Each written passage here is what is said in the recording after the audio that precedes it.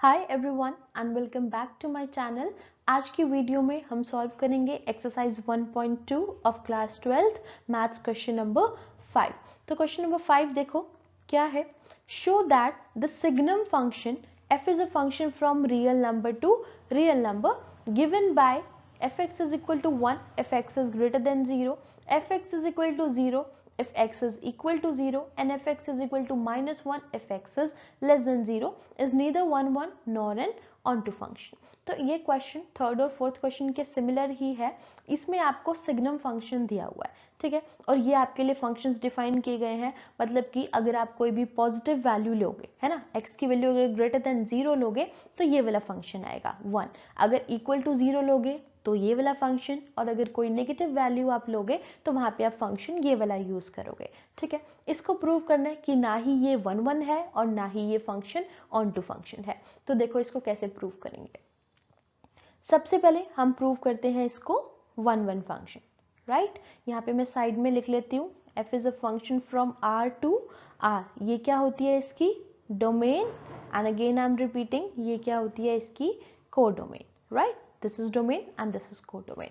तो जब भी हम फंक्शन को 1 प्रूव करते हैं हम हमेशा उसकी डोमेन के एलिमेंट्स लेते हैं, राइट, डोमेन से प्रूव करते हैं। तो अब देखो इसकी डोमेन क्या है, रियल नंबर्स, मतलब हम कोई भी रियल नंबर चूज कर सकते हैं। तो मैं यहाँ पे दो नंबर्स ले रही हूँ, let 2 and 4 it belongs to r, और ये वाला r कौन सा है, इसकी डोमेन का r है, ठीक है। अब देखो हमने दो एलिमेंट्स चूज किए, दो नंबर चूज किए हैं हमने, हमें क्या निकालना है, इनकी इमेज निकालनी है। क्योंकि 1 प्रूव करने के लिए मैंने प्रीवियस क्वेश्चंस में भी डिस्कस किया है, 1 को प्रूव करने के लिए हम क्या प्रूव करते हैं कि अगर दो एलिमेंट्स की इमेजेस सेम है, मतलब f of x is equal to f of y है, तो x और y भी इक्वल होने चाहिए, तभी जाके वो फंक्शन एक 1 फंक्शन बनता है, ठीक है।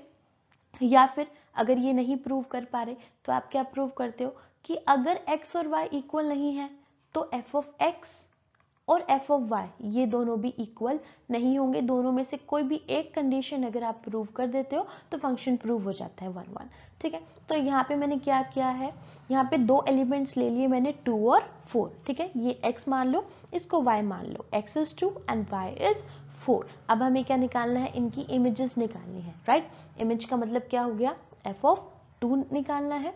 तो देखो f ऑफ 2 के लिए हम इन तीनों में से कौन सा फंक्शन चूज करेंगे।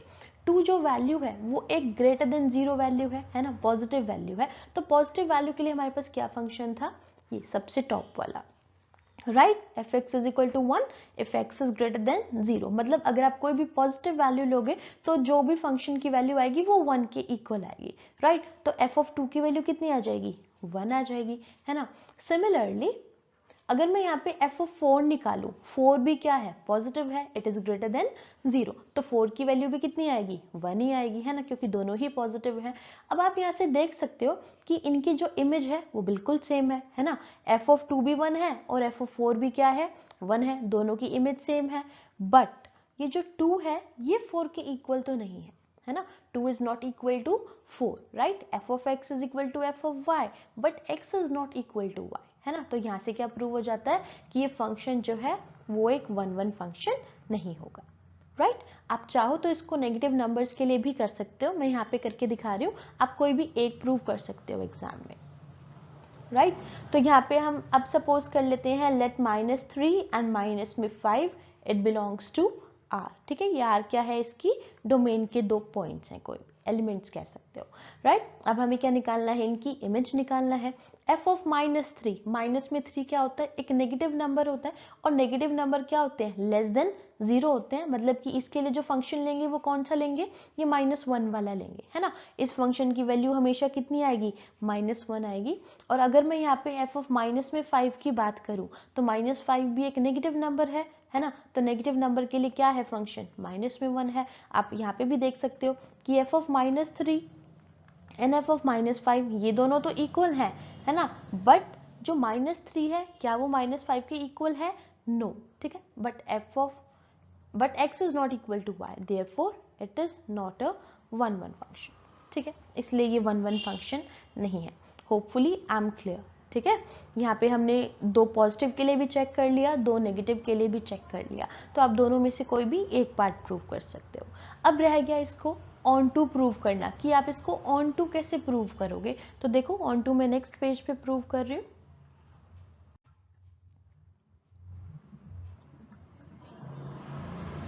ऑन टू के लिए हम क्या प्रूव करते हैं कि अगर फंक्शन की रेंज जो है वो फंक्शन की कोडोमेन के इक्वल हो जाए, है ना। एक पार्ट ये भी होता है कि हम ऐसे भी प्रूव कर सकते हैं, और भी तरीके हैं जो हम इस क्वेश्चन में नहीं लगा रहे हैं, हम यहाँ पे यही वाला लगाएंगे कि अगर रेंज और कोडोमेन इक्वल हो जाती है तो वो फंक्शन ऑन टू फंक्शन बन जाता है।